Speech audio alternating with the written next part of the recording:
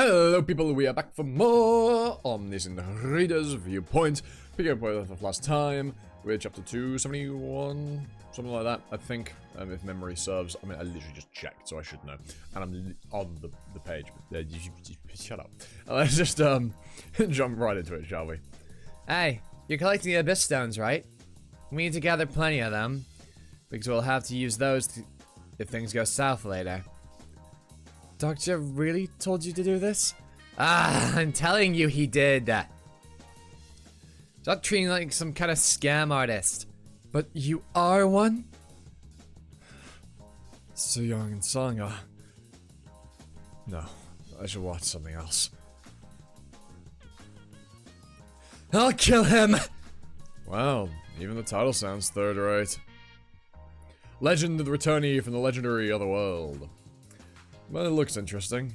There's something about it that reminds me of Twisar. The main character speaks like Jun Hyuk, too.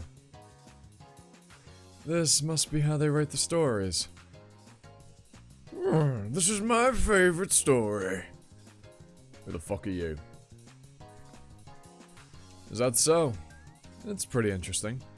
Alright. You have good taste. Who's this? Constellations in the Gourmand Association tend to hate this kind of mass-produced story. Like the Ninth Circle or the Swordmaster. Are you the exhibitor for this story? I am! I present it every year. I just want more people to know about it. It's so great. Such an interesting story. I can never find the words to explain it to others, why it's so fun. I understand how you feel. That persistent constellation here again. I heard he can't tell a good story from a bad one because he's so old. Seems like the rumor's true. It's the incorrect grammar, but I'll allow it. Get lost, punks! The stories are for the likes of you anyway! They review bombed the story. Those bastards! I think the story is bad enough to have such low ratings. Honestly, I don't know why stories even have a star rating system. Every story has an equal value. I don't know about that one. I don't know about that one, Doctor. After all, a story is regarded as cheap entertainment to some, may impact and save the lives of others. So it's all subjective, which means that they don't all have equal value because subjectivity cannot be consistent among everyone, but by the by. You're not like the other young constellations these days. I'm surprised you have such outstanding values. Thank you. Looks like I found myself a good companion to converse with. What's your modifier? I'm so caught up that I forgot to ask. I am the Demon King of Salvation. Episode 272, Chapter 45, The Gourmand Association, Part 3. The Demon King of Salvation. I see! So that's you! I have a face for the name now. May I ask what your modifier is, too? Do you like the coat I made? Pardon? I'm talking about the coat you're wearing. Huh? I mean, yeah, look at what he's wearing. He's literally wearing the same coat. The Infinite Dimension Space Coat was what I received as a reward after killing Il Sang-myang. And the constellation who created this coat is... Mass producer. Mass producer! I mean, he does look like a bit of a sleazy director, doesn't he? He does look like a cheap director, in all fairness. Yes, that is what people call me. Mass producer. Whenever you're talking about the most influential constellations in Starstream, his name definitely comes up. Although he may not be extremely powerful on his own, his connections to numerous nebulae, as well as the management center, make him quite a formidable constellation. Now that I think about it, when we cleared the 5th scenario, I killed the mass producer's incarnation, the returnee, Il Sang-myang, Well, technically, Jinshuk did. You don't need to look so frightened. I'm not going to hurt you or anything. I know what you're thinking, but there's no need to worry.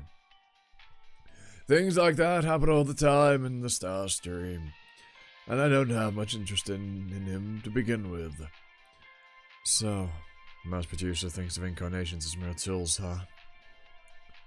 By the way, I enjoyed the story you created.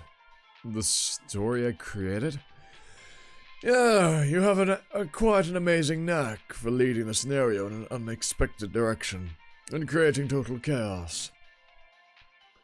I was thoroughly entertained for quite a while thanks to you. Of course, I even gave it 5 stars. I can't tell if he's complimenting me or totally mocking me. Seems like it's your first time here. Who brought you? The Queen of the Underworld. That old hag? So she's finally up to something. I can't believe she'd bring a rookie like you at a time like this. By the way, did she just leave you on your own here? That's why I don't like the Olympians. Come with me, I'll show you around the place. This is working out better than I thought. You probably know who that drunkard there is just by his appearance. He's Thor. And the uptight-looking girl is Valkyrie. He's just going around revealing exactly who everybody is, not even just their monikers. I can feel the other constellations reacting to me differently just because I'm walking around with Mass Producer. I can't believe how easily we're moving toward the center of the banquet hall. Alright. Asmodeus was a Gourmand Association... Asmodeus was a Gourmand Association member too. Where is he? It looks like the main event will be starting shortly. Let's sit. It's typical fancy schmancy bollocks. It's barely anything that's like, yes, in a sauce, and you're like, there's nothing on the plate that costs you like fucking 6 kidneys. Eyes of the great ninth circle sage, Mavadas. This is nothing special, really. Look, there's the MC for today. Hello, members of the Gourmand Association. My name's... Europhysine? Europhysine, and I'll be your MC tonight. Woo! UFO! Please come here! Thank you all for joining us despite your busy schedules. I also like to extend a huge thank you to the immeasurable austerity who graciously let us use Oro Castle for this event. I love the wise very slightly cough. I'm sure there was a chapter in Twassar where Europhysine was the host for the Gourmand Association. And back then, Jinshuk killed her, if I'm not mistaken. We have 2 main events prepared for you today, but before that, I'd like to introduce a very special guest. She's a prophet from Earth, the planet that's on everyone's lips these days. Give it up for Anna Croft! Doc's like, oh, why is she up there? I see. I think I know why Anna chose to come to the Gourmand Association now. God, I couldn't even like her even if I wanted to. Dear esteemed constellations of the Gourmand Association, I'm Anna Croft, an incarnation from the Asgard Nebula. It's a privilege to meet you. The Gourmand Association is definitely losing its class. I can let prey speak on stage. Starstream is going to the dogs. This is the Gourmand Association, a banquet for constellations who carefully select the most delectable stories. And the main ingredient for those stories is none other than fresh incarnations. Anna is standing up there, despite knowing that fact.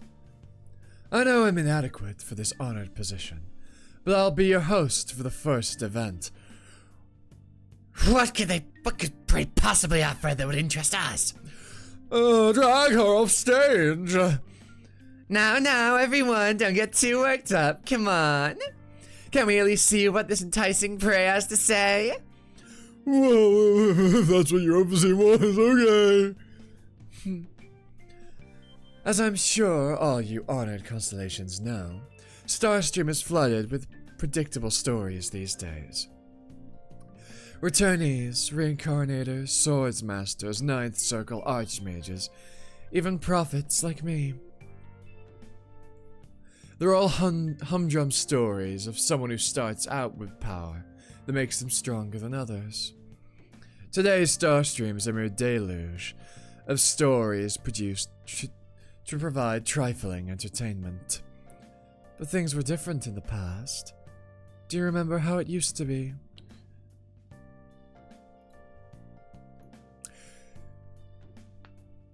You know, I've just had a thought with Anna's monologue here. Is ORV meant to be an allegory of sorts for modern media? That's what I just got from that. I mean, maybe I'm overthinking it, but my media literacy is either 0 or 100. And if this is a media literacy 0 moment, then it's definitely that, because it's that blatantly obvious that my 0 IQ can figure it out. But if it's the 100, then I might be reading into it a bit too much. But that's kind of the vibe I'm getting from that, given what Anna's saying. It feels very on the nose. But, you know what I mean? I don't know. Maybe I'm reading too much into it. Let me know if you agree with me in the comments, because that's kind of the vibe I'm getting, that it's a commentary on modern day storytelling and media.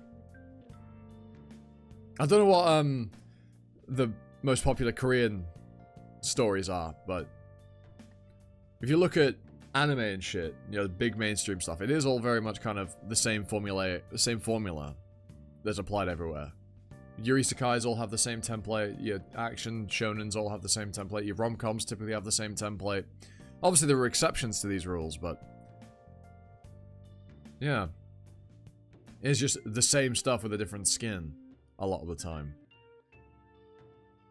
I wonder if that's what the story's getting at.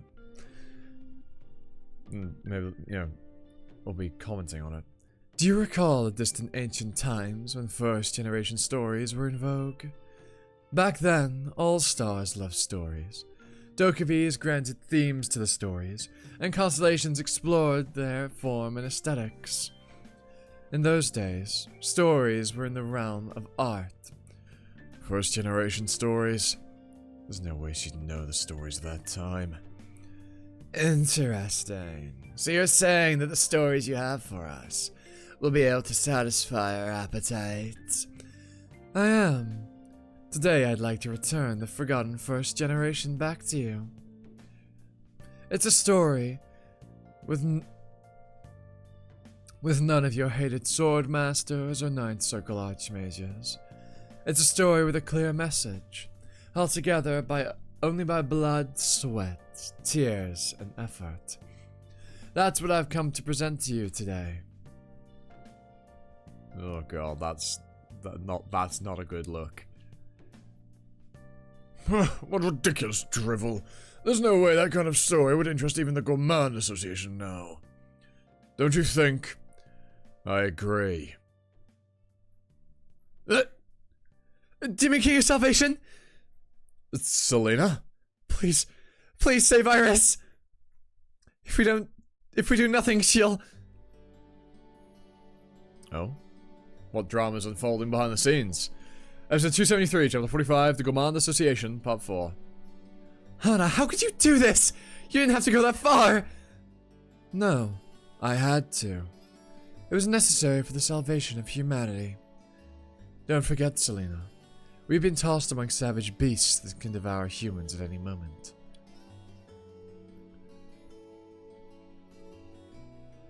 There definitely was a scene like this in Tassar, but it wasn't in this round. Selena, explain in detail. What happened? Well... How dare a mere incarnation?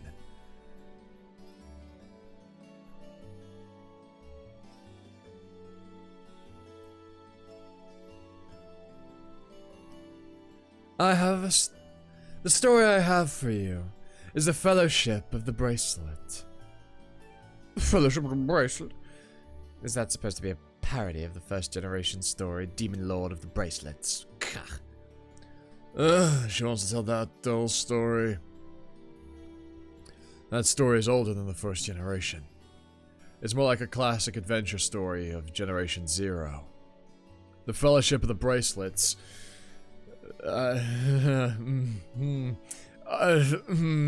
is a typical journey epic, consisting of 15 members who travel to destroy a bracelet that brings disaster. It's fucking Lord of the Rings!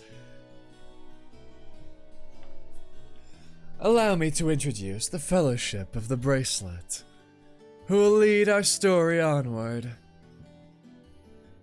Where are we? Anna couldn't have lied to us, right? Pull yourselves together! If we perform well here, we'll be able to secure great supporting constellations. I think I know what she told them all to trick them out there. That's why Selena came to me. Sub-scenario, the Fellowship of the Bracelet is beginning. This scenario can grant new stories upon both success and failure. A total of 15 incarnations will participate in this story. All incarnations must work together and arrive at the volcano at the center of the hunting ground.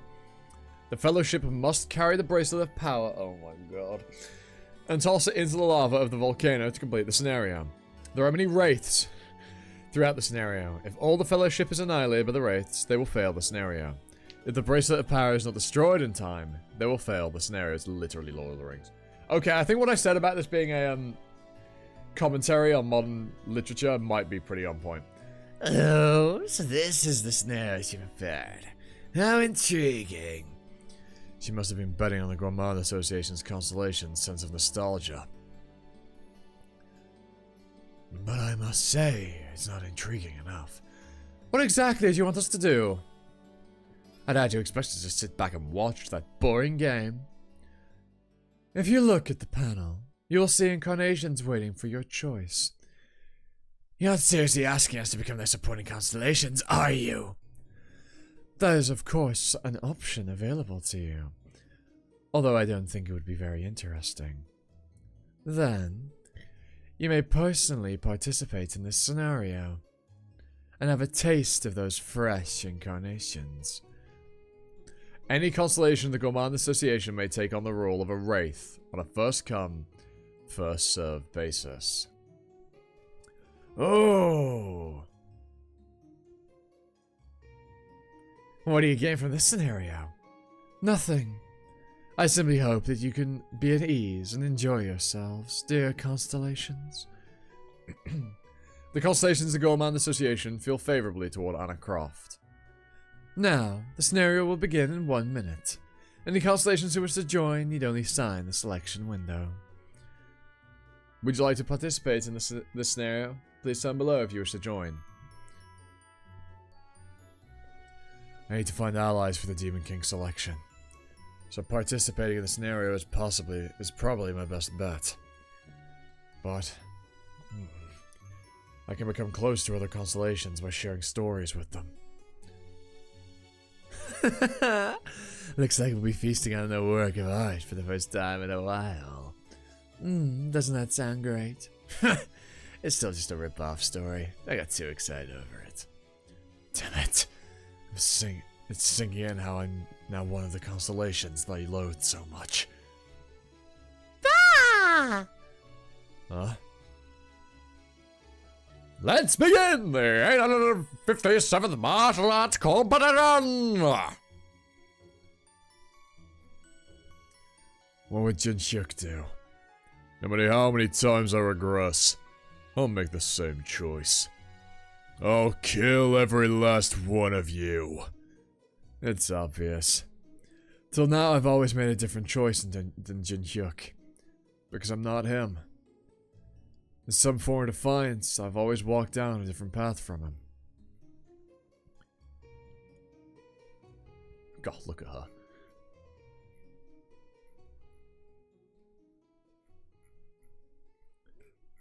Convenient that he ought to be the 15th entry.